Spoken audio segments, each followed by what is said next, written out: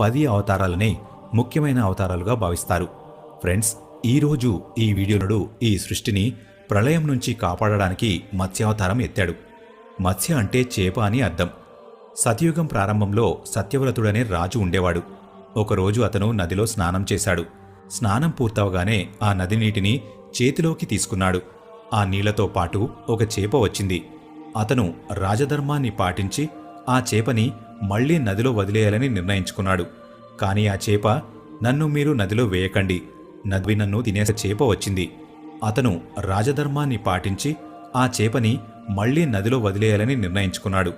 కాని ఆ చేప, నన్ను మీరు నదిలో వేయకండి, నదిలో ఎన్నో పెద్ద పెద్ద చేపలు ఉన్నాయి, అవి నన్ను తినేస్తాయని చెప్పింది.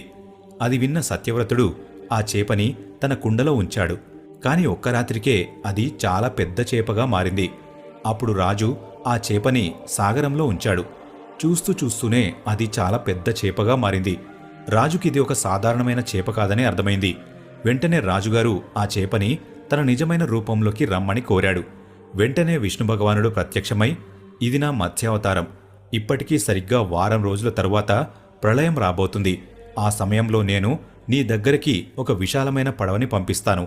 నువ్వు నీ దగ్గర ఉన్న సప్త ఋషులతో పాటు నీ రాజ్య ప్రజలను తీసుకుని ఆ పడవలో కూర్చో. ఎప్పుడైతే నీ పడవకి ఇబ్బంది కలుగుతుందో అప్పుడు నువ్వు శివుడి దగ్గరున్న వాసుకిని తీసుకుని పడవని నాకు కట్టేయ్ అని విష్ణు భగవానుడు చెప్పాడు. ఇది విన్న సత్యవ్రతుడు ఎన్నో ప్రశ్నలు అడిగాడు. కాని సరైన సమయం రాగానే తను సమాధానం చెప్తానని విష్ణు భగవానుడు చెప్పాడు. విష్ణు భగవానుడు ప్రళయం నుంచి సప్తఋషులతో పాటు ప్రజలందరినీ కాపాడాడు. సరైన సమయం రాగానే తను చెప్పాడు. విష్ణు భగవానుడు చెప్పిన ఈ మాటలే మత్స్యపురాణంగా మారాయి. నెంబర్ 2, కూర్మా అవతారం. విష్ణు భగవానుడు సముద్ర మంథనంలో సాయం చేయడానికి కూర్మా అవతారం ఎత్తాడు. కూర్మా అంటే తాబేలు అని అర్థం. ఒకసారి దుర్వాస మహర్షి దేవతల రాజు ఇంద్రుడిని, నువ్వు శ్రీహీనుడివి అయిపోతావని శపించాడు. ఇంద్రుడు వెంటనే విష్ణు భగవానుడి దగ్గరికి వెళ్లగానే ఈ సమస్యకి పరిష్కారంగా సముద్రమంథనం చేయమని చెప్పాడు. దేవతలందరూ సముద్రమంథనం చేయడానికి సిద్ధపడ్డారు. సముద్రమంథనాన్ని చేయడానికి మందార పర్వతాన్ని సముద్రంలోకి తీసుకువెళ్లాలని అనుకున్నారు. దేవతలు మందార పర్వతాన్ని ఎక్కువ దూరం వరకు తీసుకురాలేకపోయారు.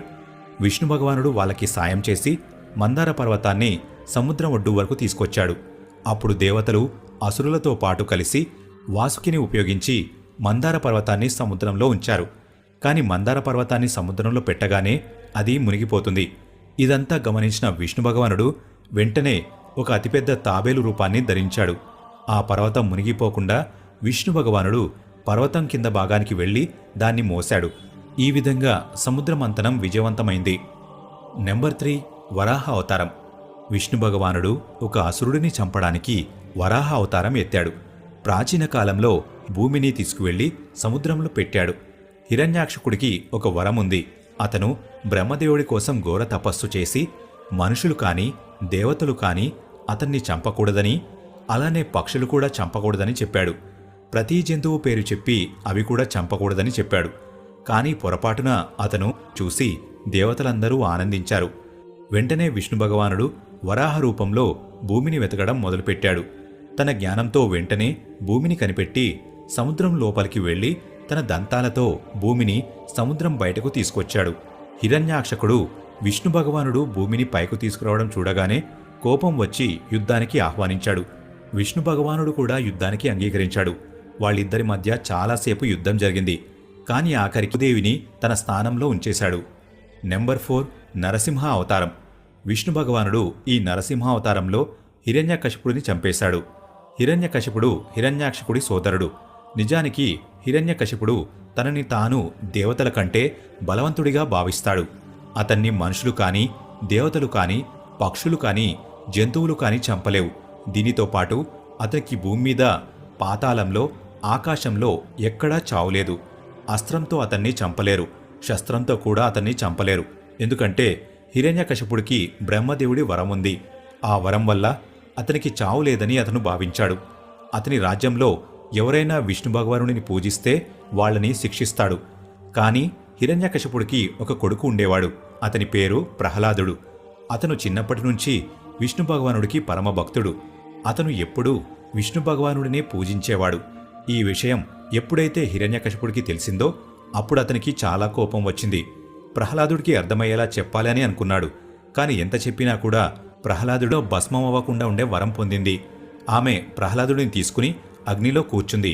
కాని విష్ణు భగవానుడి కృపతో ప్రహ్లాదుడికి ఏమీ కాలేదు. కాని హోలిక భస్మమైపోయింది.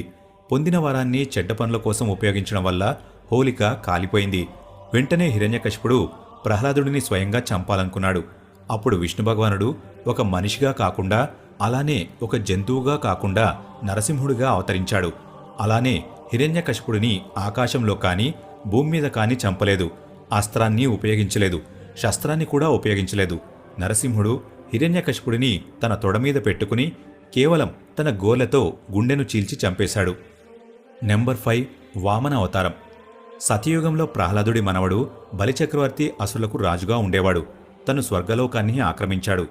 దేవతలందరూ ఈ సమస్యకి పరిష్కారం కోసం విష్ణు భగవాన్ తిరిగి ఇప్పిస్తానని దేవతలకి మాట ఇచ్చాడు. కాసేపటికి విష్ణు భగవానుడు వామనావతారంలో భూమి మీద అడుగుపెట్టాడు. ఒకసారి బలిచక్రవర్తి ఒక మహాయజ్ఞాన్ని చేస్తున్నాడు.